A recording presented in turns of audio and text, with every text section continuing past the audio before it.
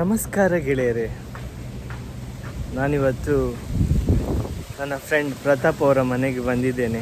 ಮಲ್ಪೆಯ ಪಡುಕೆರೆಯಲ್ಲಿ ಇವರ ಮನೆ ನೋಡಿ. ಇವರ ಮನೆಯ ಪಕ್ಕದಲ್ಲೇ ಸಮುದ್ರ. ಸ್ವಲ್ಪ ಮುಂದೆ ಹೋದರೆ ನಮ್ಮ ಮಲ್ಪೆ ಟೆಗ್ಮಾ ಮತ್ತು ನಮ್ಮ ಮಲ್ಪೆ ಬಂದರು ಕಾಣಿಸ್ತದೆ. ಇಲ್ಲಿಂದ ನಿಮಗೆ ತೋರಿಸ್ತೇನೆ ವ್ಯೂ ಹೇಗಿದೆ ಅಂತ. ಈ ಸಮುದ್ರ ತೀರದಲ್ಲಿಯೇ ಇವರದ್ದೊಂದು ಮಾವಿನ ಮರ ಇದೆ. ಅದರಲ್ಲಿ ನೋಡಿ ಮಾವಿನ ಹಣ್ಣಾಗಿದೆ ನೋಡಿ, ಕೈಗೆ ಎಟಕುವ ಆಗಿದೆ ಕೆಳಗಡೆ ನೋಡಿ. ಇದು ಹಣ್ಣಾಗಲಿಕ್ಕೆ ರೆಡಿ ಆಗ್ತಾ ಇದೆ ನೋಡಿ. ಲೈಟ್ ಯೆಲ್ಲೋ ಕಲರ್ ಟರ್ನ್ ಆಗಿದೆ ನೋಡಿ.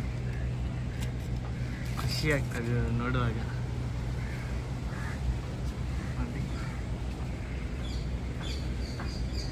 ಅಲ್ಲಲ್ಲೇ ಆಗಿದೆ.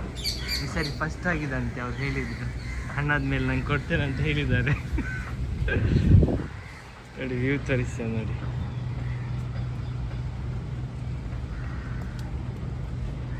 ನೋಡಿ, ಒಂದು 10 ಸ್ಟೆಪ್ಸ್ ಇಟ್ಟರೆ ಆಯಿತು, ಮುಂದೆನೇ ಸಮುದ್ರ. ಈ ಕಡೆ ಸ್ಟ್ರೈಟ್ ಮುಂದೆ ಹೋದರೆ ಸಮುದ್ರ. ನಮ್ಮ ಮಲ್ಪೆ ಸೀ ವಾಕ್ ಅಲ್ಲಿ ಕಾಣಿಸ್ತದೆ. ನಮ್ಮ ಮಲ್ಪೆ ಟೆಗ್ಮಾ, ಮುಂದೆ ಮಲ್ಪೆ ಬಂದರು ನೋಡಿ. ಟೆಗ್ಮಾ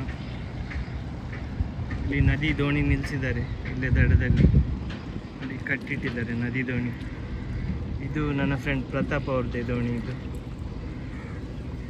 ಅಲ್ಲಿ ನೋಡಿ ಬೋಟ್ ಬಿಲ್ಡಿಂಗ್, ಬೋಟ್ ರಿಪೇರಿ ಎಲ್ಲ ಆಗ್ತದೆ ಅಲ್ಲಿ ಮುಂದೆ. ನಮ್ಮ ದೋಣಿಯಲ್ಲಿ ಪಡುಕೆರೆ ಹತ್ರ ಇದೆ ನೋಡಿ. ಗಾಳಿ ಹೇಗೆ ಬೀಸ್ತದೆ ನೋಡಿ. ಮರದ ಎಲೆಗಳು ಅಲ್ಗಾಡ್ತವೆ ಮೇಲೆ ಕೆಳಗೆ ಗಾಳಿಗೆ. ಇಲ್ಲಿ ಸೀತಾಫಲ ಕೂಡ ಆಗಿದೆ ಗಿಡದಲ್ಲಿ. ಇಲ್ಲಿ ಚುಕ್ಕು ಹಣ್ಣಿನ ಮರ. ನಾವು ಒಂದೊಂದ್ಸರಿ ಟೈಮ್ ಪಾಸಿಗೆ ಇಲ್ಲಿ ಕೂಡ ಗಾಳ ಹಾಕ್ತೇವೆ. ಪ್ರತಾಪ್ ಅವರು ಗಾಳ ಹಾಕ್ತಾರೆ ಡೈಲಿ. ಏನಾದರೂ ಬೈಟ್ ಹಾಕಿ ಬಿಸಾಡಿ ಇಟ್ಟಿರ್ತಾರೆ. ಒಂದೊಂದ್ಸರಿ ಮೀನು ಹೊಡೆದು ಗಾಳದಲ್ಲಿ ಸಿಕ್ಕಾಕೊಂಡಿರ್ತದೆ. ಈಗ ಫಿಶಿಂಗ್ ಸ್ವಲ್ಪ ಡೌನ್ ಇದೆ, ಹಾಗಾಗಿ ಹೆಚ್ಚಿನ ಬೋಟ್ಗಳೆಲ್ಲ ಬಂದರಿನಲ್ಲೇ ನಿಂತಿವೆ ನೋಡಿ. ಮುಂದೆ